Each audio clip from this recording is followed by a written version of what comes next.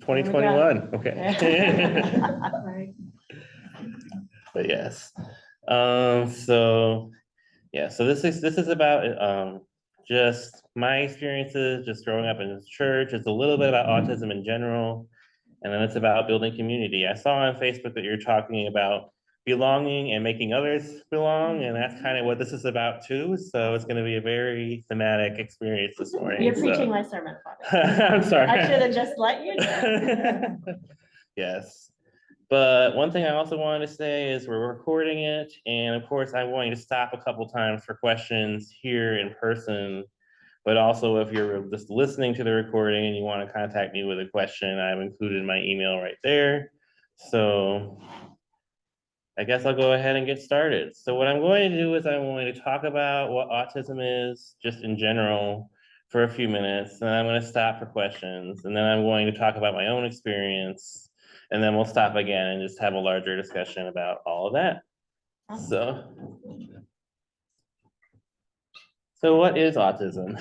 Anyway, and of course, autism, I mean, I love dictionaries, and I think this definition is really good. So I'll just read it, but it's a neurodevelopmental condition of variable severity with lifelong effects that can be recognized from early childhood, which is characterized by difficulties with social interaction and communication and by restricted or repetitive patterns of thought and behavior. And I like that definition because there's a lot of differences between all the autistic people out there, but I feel like that catches a lot of the similarities. Like just difficulties with social interaction in some way common, and restricted or repetitive patterns of thought and behavior common.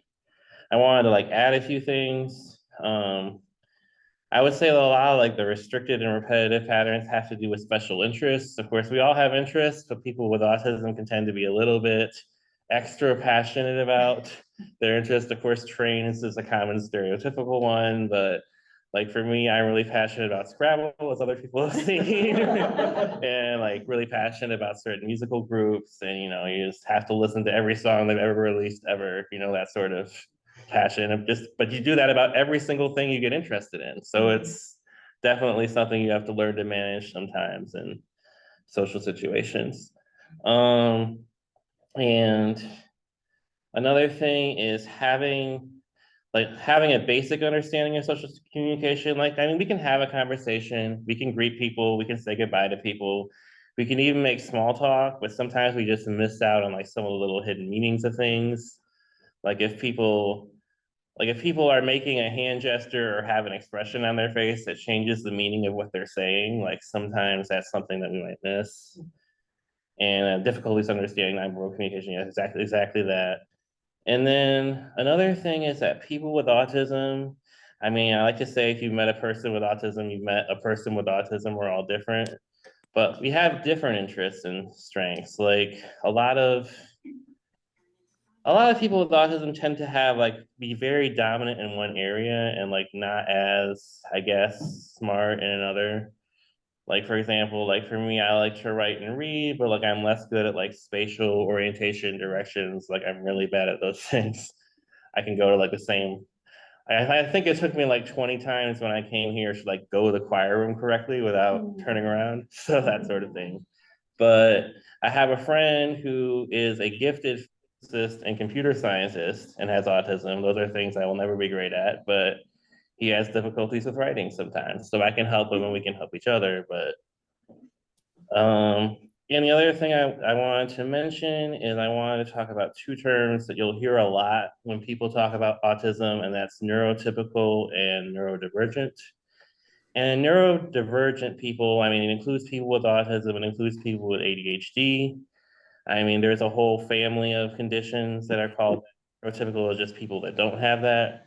But I mean, you'll see that a lot in like the discourse online. Come on.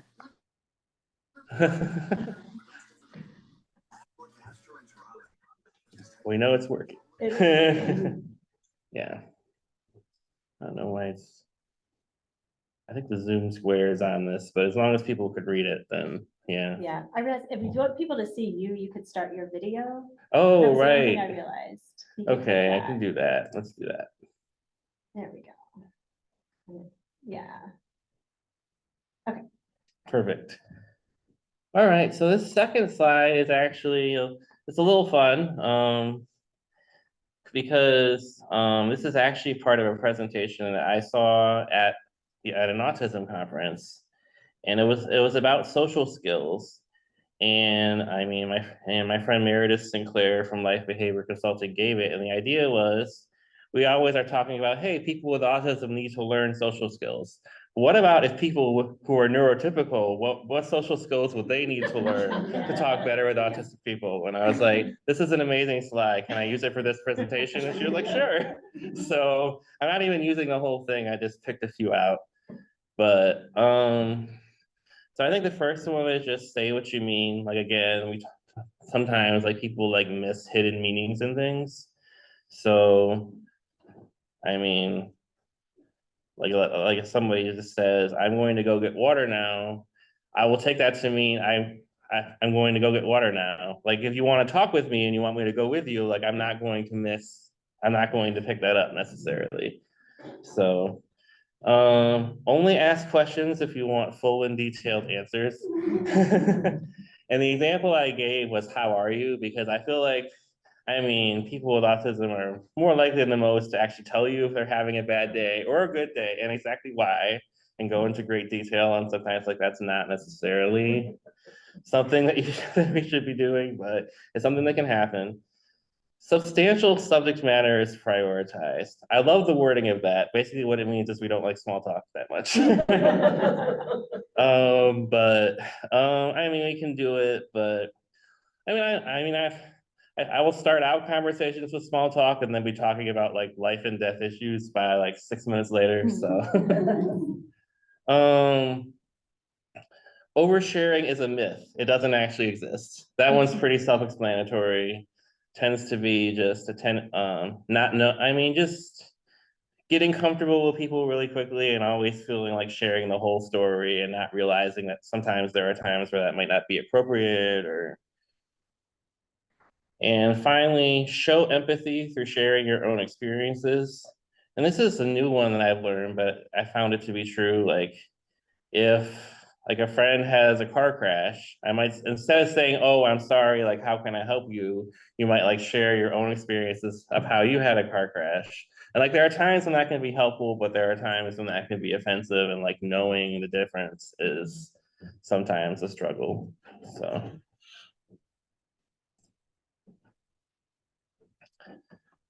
So now common difficulties and life struggles. So as you know, like social skills are an important predictor for success in many areas of life, such as friendship, employment, and romantic relationships. And not having some of these social skills can lead to a lack of social opportunities. Like if you don't have a job, like you're automatically getting out of the house less.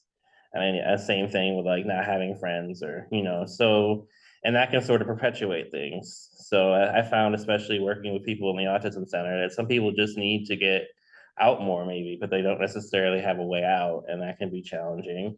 And church can be a very easy way to get out. So if people wander in, then, that's a good, that can be something that they're looking for. Um, Knowing how socializing changes across different landscapes is a struggle too. So like telling a story at work versus telling it at church versus telling it to your closest friend. Like there are different versions of those, but sometimes it's difficult to like dial that in and realize what's appropriate to say in one place versus another.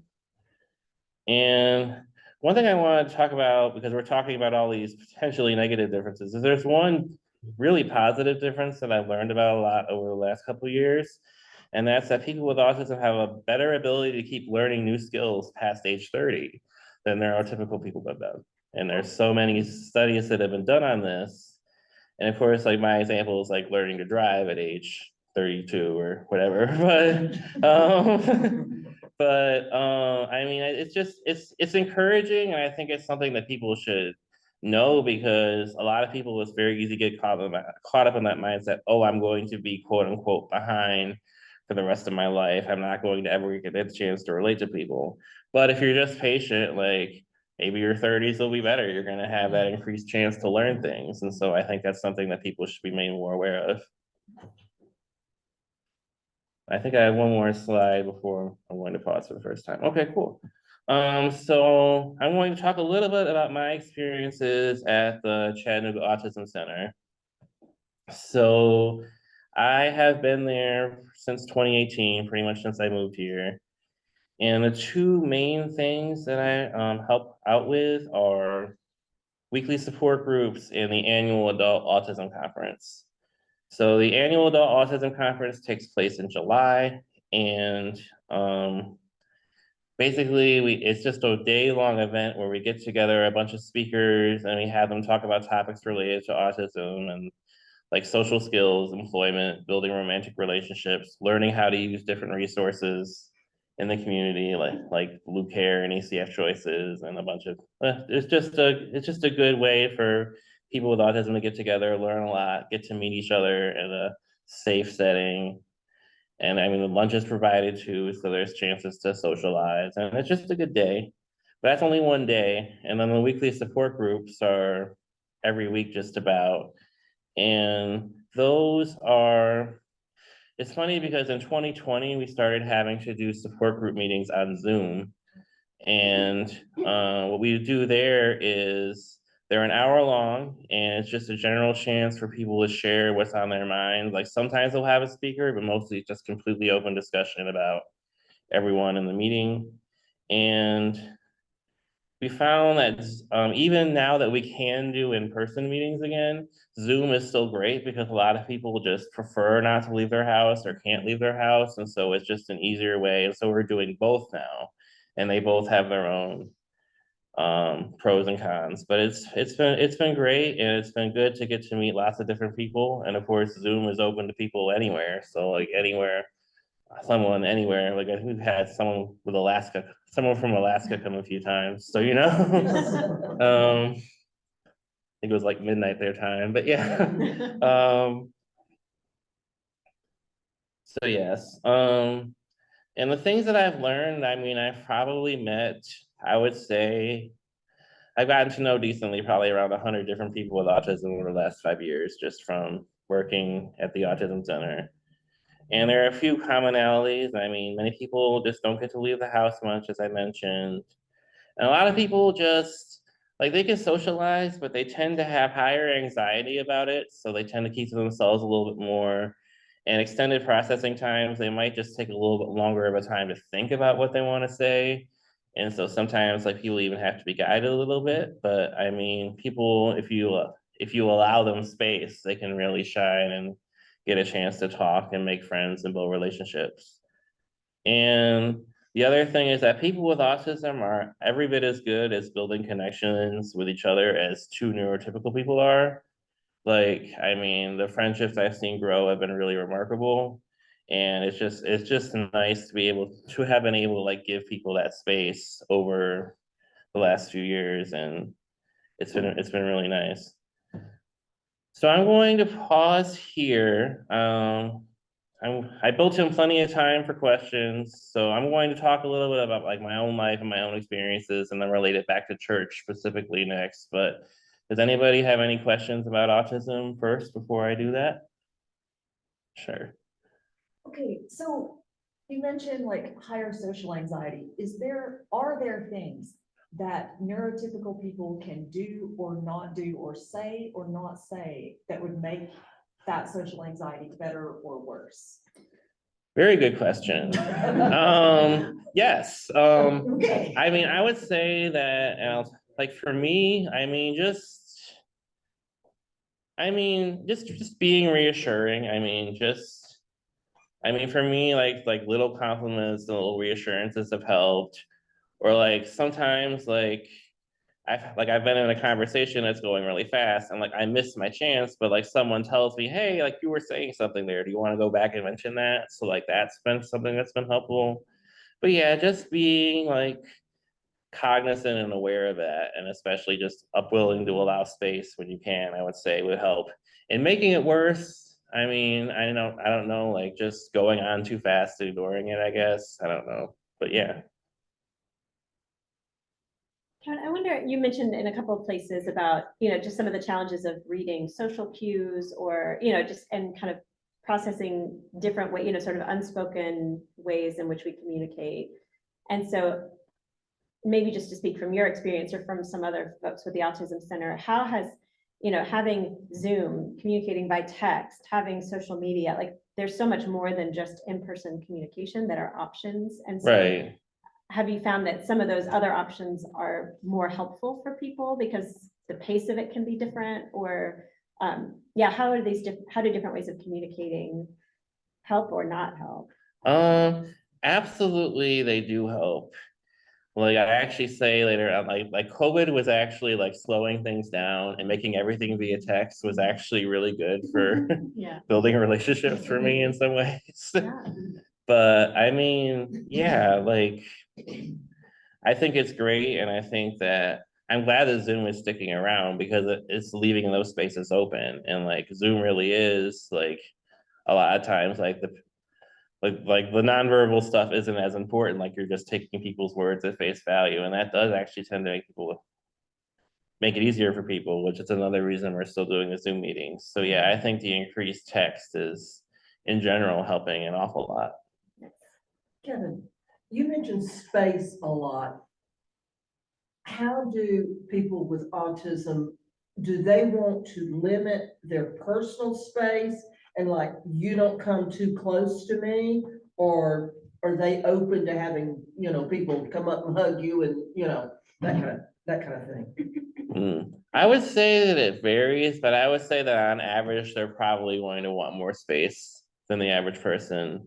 I mean, for me, like if I get comfortable with people, like that's it. But like I've read articles about people coming to a church and having like the 5-minute peace time that we used to have and getting like actually getting hugged by people they didn't know and then not wanting to like that sort of thing can be very overwhelming. Like Yeah. that can be a sensory thing for sure. So Yeah.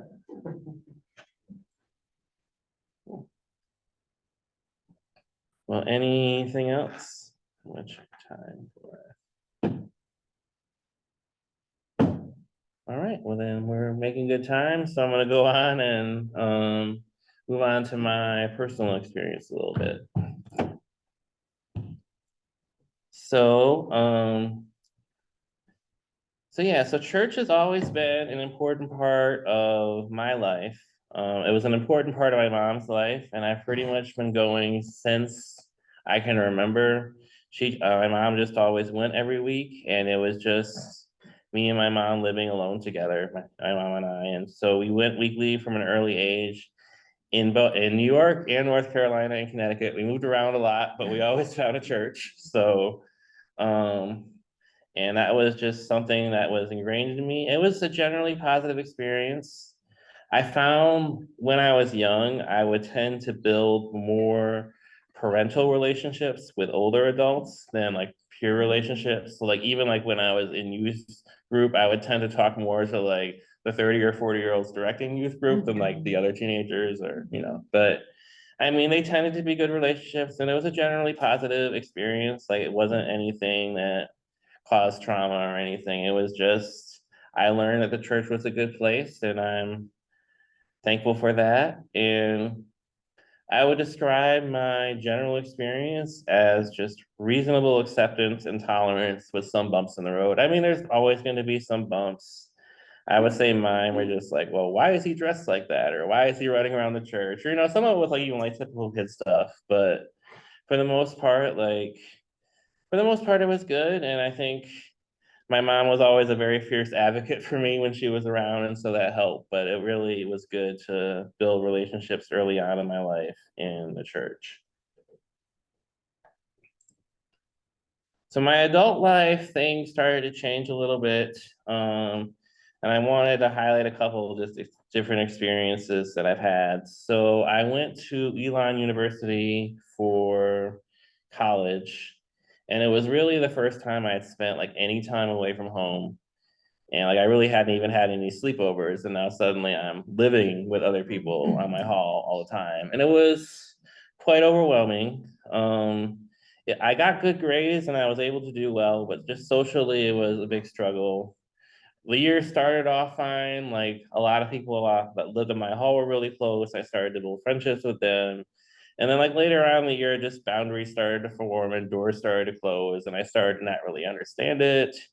And things, but like no one would talk to me about it. Like they would just talk to each other about it. And so like I didn't realize that things were getting worse. And eventually things got so bad that we agreed that the best thing for me to do was to actually leave in the middle of the year. And the school bought me an off-campus apartment to live at and finish out my freshman year. And so that was a really tricky time. Like I guess that's my traumatic experience, is because I thought things were going well when they weren't. And so that's why reassurance can be very important, because sometimes you don't know. And sometimes I've learned to ask questions to check to see if things are going well. But yeah, that was always something that's kind of informed a lot of things going forward for a little while. But I did get good grades there. I mean, I majored in English professional writing. I was able to attend grad school. Yes. English majors, yay. Literature nerds, yes. All that good stuff. Um, I was able to attend grad school at UNC. For that, I commuted. And I got a degree in library science there, which is good. And again, like academics and reading and writing and responding to things has always been something I can do reasonably well. But I struggle even despite having a master's degree and living in North Carolina, which has like a million schools and libraries, to get a job for a while. I did get a lot of interviews, but a lot of things just didn't make it past the interview stage, and so that was a tricky time. And I did eventually get some jobs, and they sort of like informed my path. I got a job finally at Measurement Incorporated, which I worked in person in North Carolina for a while. That was scoring standardized tests there. And of course, some of you know that I still do that remotely sometimes, which maybe now that will be stopping, but but yeah, that was good just to get me experience at a job. And then I moved on to flex jobs because I wanted like some more consistent work year round. And that would basically, that's working for an online jobs website and just writing descriptions of companies and like job descriptions. But it's all from home, all communications by email, the very rare Zoom meetings. So I mean, it's easy, but also like you don't get out at all. So um and now yay, which I haven't started yet, but I threw it on here because I'm starting it in a week. So so we'll see what challenges that brings, because now I'll be working in person 2 days a week. And so looking forward to that adjustment, but I'm glad I was able to get that job, and we'll see where it goes. Let me see.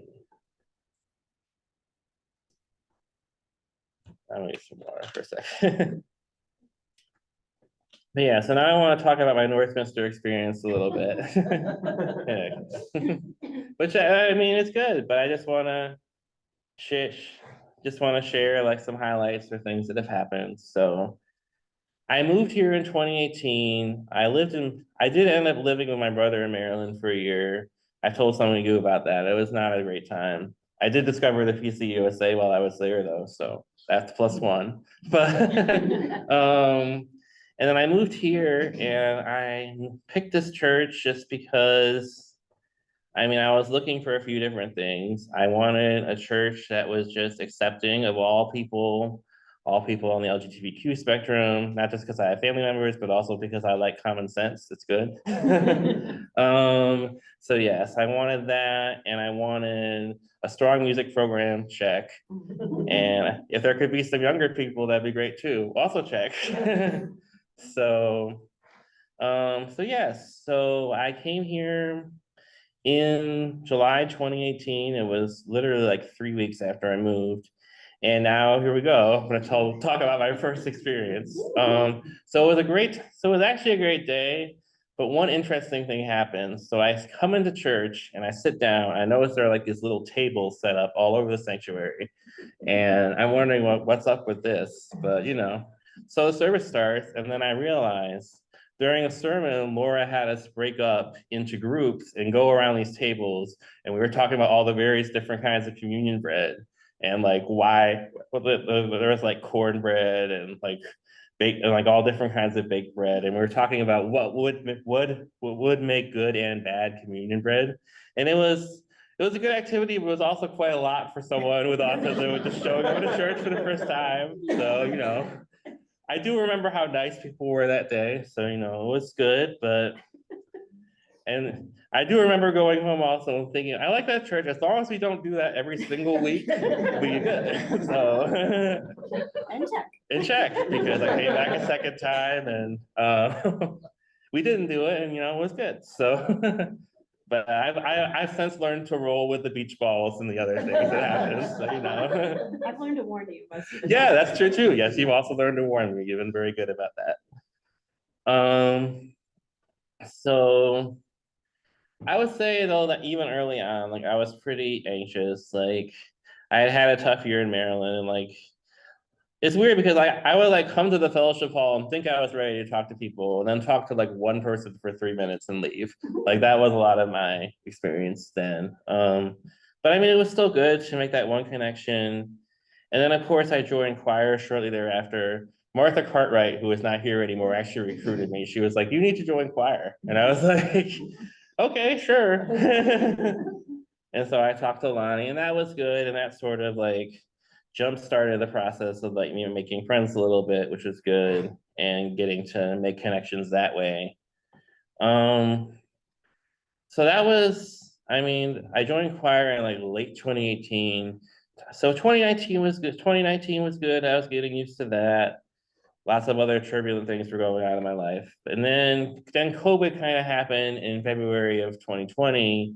And COVID was a terrible thing, but for me and this church and building relationships in general was actually kind of a good thing. So, I mean, it was good because it just enabled me to slow down and like, because I started coming to Zoom meetings, like I started coming to lectionary Bible study and having like smaller group discussions with people. And I also like started just texting like people that like I wanted to keep up with and like getting to know them better than I ever did in person. And so after like a year and a half of that, by the time we did come back in person, I felt like a lot more ready to do some of the things than I had before because of that. So I think that was sort of a key time, and I definitely don't want another COVID, but like there are times where I feel like we all wish things could slow down, but I think that's especially like in my experience, like how things slowing down was helpful for me. And church today, an overwhelming yet delightful sensory experience.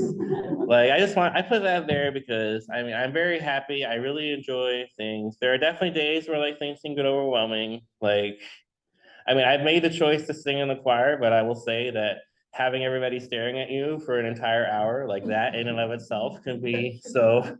By the time I get to fellowship, I'm a tired person, and I usually go home, and by the time I'm done with fellowship, I'm ready for a nap, a nice progressive Presbyterian nap, as we say. So. We could create a nap room in the Yes. church and let you take your nap there. Yeah, I know. That'd You be might good. Just have do it all in one others building. join you. Yeah. Yes.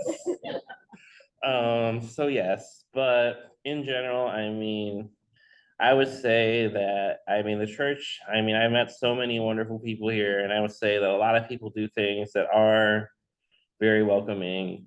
So in closing, I'm going to go on to this last slide and talk about, I mean, I listed a few of the things that were especially helpful for me. And I'll say like I focused in on like encouragement, acceptance, and listening. Like just encouragement, like just the little comments here and there are just very helpful. Like, hey, you did a good job on that, or even just like little questions like, hey, how is work going this week? Or just having like these opportunities to talk to people had made me feel like very accepted and welcome. And it's not something I've always felt in other churches or in other communities. And so every little bit, or sometimes even just a little smile can help, like, you know, at the right time. So, and I mean, and acceptance goes along with that too. Just we're very accepting of each other's quirks here in general at Northminster, and I find that to be a great environment for me. and listening too, like, again, like, just, not, I mean, I just feel really seen here, and that can go from week to week to even like things like you warning me in advance about when something's gonna happen, or like, or just feeling like I can talk to people at any time, and it'll be fine. I feel like and it's something that obviously it won't happen overnight, but I'm glad that things have evolved to where I feel that way. I also listed smaller gatherings in people's homes or on Zoom. I mean, like, I feel like those small gatherings that we did like in people's homes last year, like that actually might be good because it was only like 10 people. And so it was a good chance to get to know those people better. Um, so yeah, so in general, that's my experience with like acceptance in a church. And I was doing some research and I found this Bible verse that I really like, and I was like, this kind of sums up everything. So I'm just gonna throw it in here. Let us consider how we may sour one another on towards love and good deeds, not giving up meeting together, as some are in the habit of doing, but encouraging one another. And I like that, not giving up meeting together, because it's very easy to do that sometimes and not want to go out. So I'm glad that people have found ways to be encouraging. And so I guess that's about what I have. And I mean, I'm going to stop now, and you can either ask more questions about that, or I also have the question, what are some small things that we can do to make people feel more welcome both at church and in the community? And of course, I've talked about some of these things, but that's about it. That's a good question.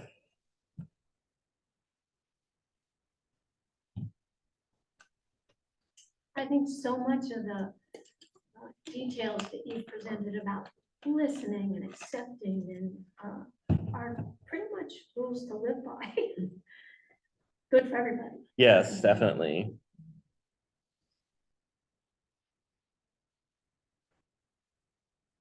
I think in that act of listening is often letting people, like, not making assumptions about people, or, based on what we might think their experiences have been or whatever it may be, but sort of, finding those ways to let people share their own story. And almost like you said at the beginning, like, not expect you to represent every autistic person that we would ever meet, or someone else not represent every queer people like we would ever meet, or every older person we would ever meet. Like, let each individual be who they are and give them space to share that, I think is a real gift for each of us. Yes.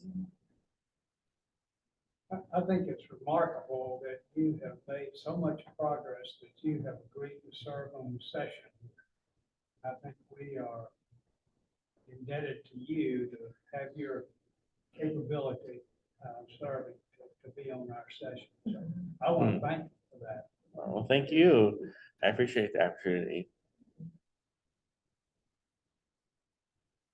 I often tell Laura when we've been working on the procedure manual that the session is, I said, Laura, I said, I think it's time to send it to Kevin. I said, I know there's punctuation and a better word could be used here or something. I said, I think we ought to just send it to Kevin and then, get it back before we send it to everybody else. Okay. So I have appreciated you helping with that, because it's made that document come together a whole lot easier than it could have.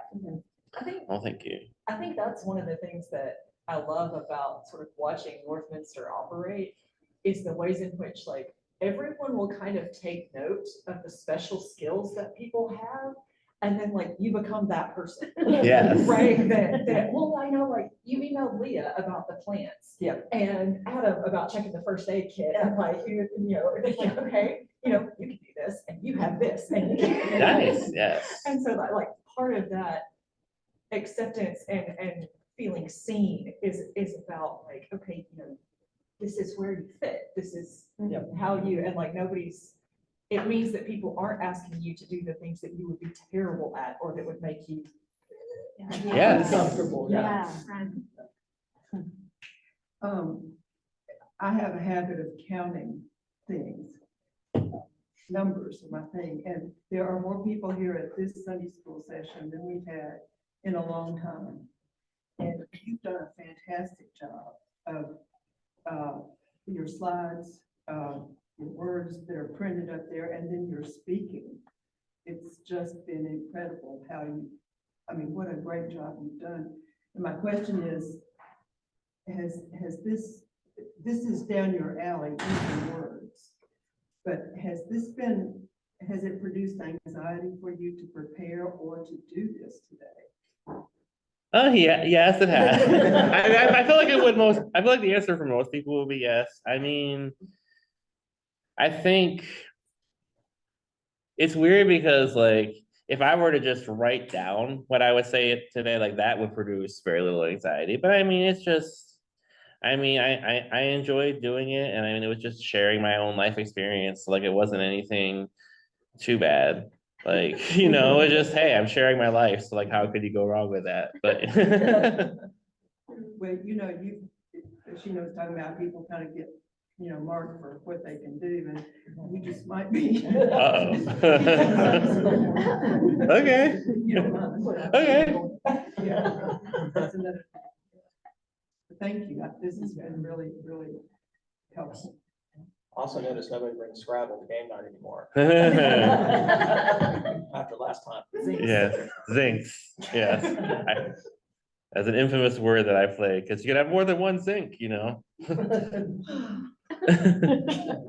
I'm Tara, and you and I have never officially talked to each other. Right. So it's nice to meet you in this forum. I'm Yes. sorry I was a little late and No interrupted worries. your presentation middle way, but I needed to be here because I was so excited to hear your story. I've enjoyed listening to you inquire and hear you sing. You have a beautiful voice. And thank you for sharing your story. And I am amazed at what you have overcome, what you continue to overcome. I can't wait to hear what your experience at UNM is. And I hope you do feel encouraged because what you have accomplished, you certainly should. Oh, thank you. I really appreciate that. Do you ever talk or listen or whatever with children that have autism? Or your experiences now only with other adults? My experience is primarily with adults. There are a couple of children with autism in my family, so I do have experience with that. Yeah, I mean, it's interesting because people's brains are still developing, but you can still see some of the same things. And like I would say that generally, like encouraging people, like of course you don't want like people to go completely like overboard with special interests, but like allow them to have it, allow them to do it. Don't use it as like a punishment, you know, like that sort of thing. Just allowing people to be themselves and like not stunning them or shutting them down early on. It's something that I try to be encouraging with the people that I do know in my life that are children with autism. Do you have, other family that live here in Chattanooga? Yes. My sister my sister and her wife live here, and my niece they all live in the area. So yeah.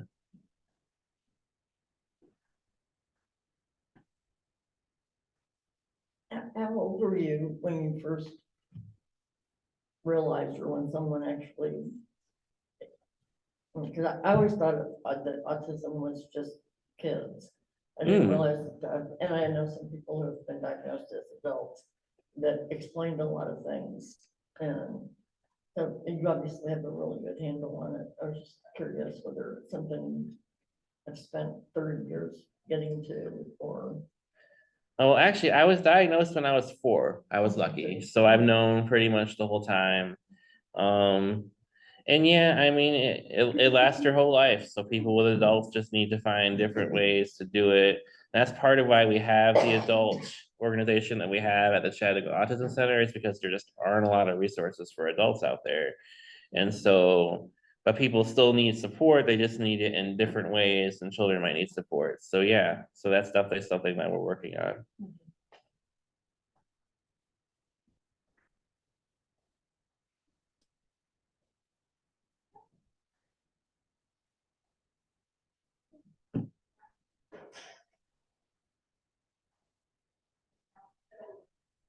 Other questions?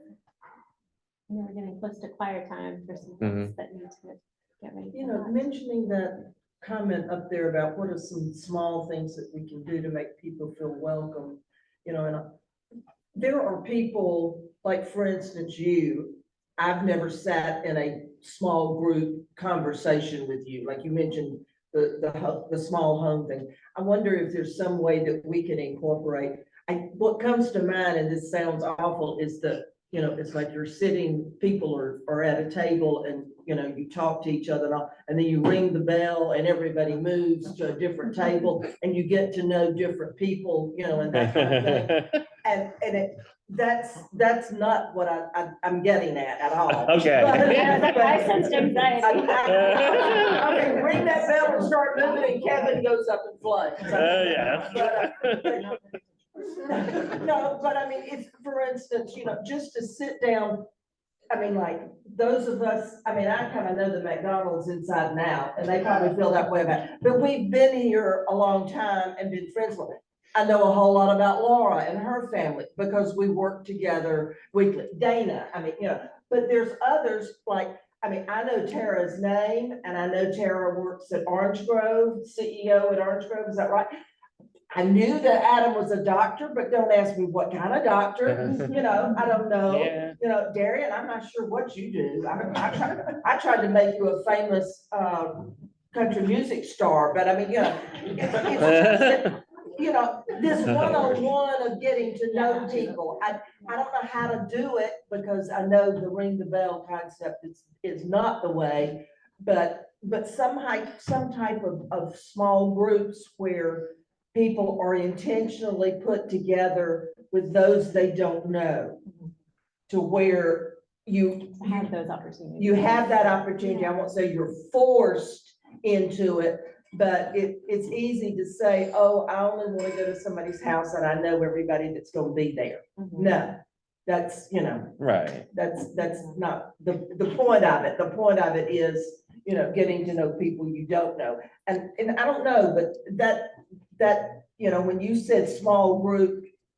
really helped you, you know, I'm thinking that's something that could really help all of us, Right. you know, in terms of getting to know each other and building that community and those relationships and all. So when Tim falls off his motorcycle, it's like, okay, we know, you know. When's this happening? I don't know. I listen to the news every morning to make sure they don't tell me that there's been an accident between here and Rome, Georgia. I mean, so, I mean, Oh, no. but it's, you know, it's just knowing where people are and, you know, where their life is generally going and that kind of thing. Yeah. So I went to the Humane Society. Are y'all still fostering cats? We've taken a break until James can bend over again. Oh, okay. Well, they were talking about, you know, families that foster cats and, you know, and all the Humane Society. And it's like, I knew that one thing about you and I immediately felt a connection there. So I just think we need an opportunity to know more about each other. And Well, I think Laura, with these home visits that we have every once in a while, Yeah. has done a good job of trying to have some people in the group, you know, who are familiar, but then you have people who know each other, but are not yet, you know, close friends or anything. Right. I think that's been very helpful over the years. And that might be a great thing to make some plans for the spring. Yeah. It's a good idea. Winter. Or winter, yeah. Yeah. When we're cold and Yeah. I don't want to go anywhere. just, you know, Yeah. just to get to know your opportunities. Yeah. One Sunday we can come in, there could be tables with bells. Table. And we checked that Sunday. We'll be like, oh, so sorry. can't do Yeah. I just remembered something, guys, I gotta go. that." Oh, Kevin, this was fantastic. Oh, thank you. Thank you so much. Knowing this is a space you can be you and for sharing this morning. So it's been great. Yeah, well, thank you all for coming and for asking such good questions. And yeah, it's been a pleasure. Thank you. Thank you. Yes. Choir time. I guess it-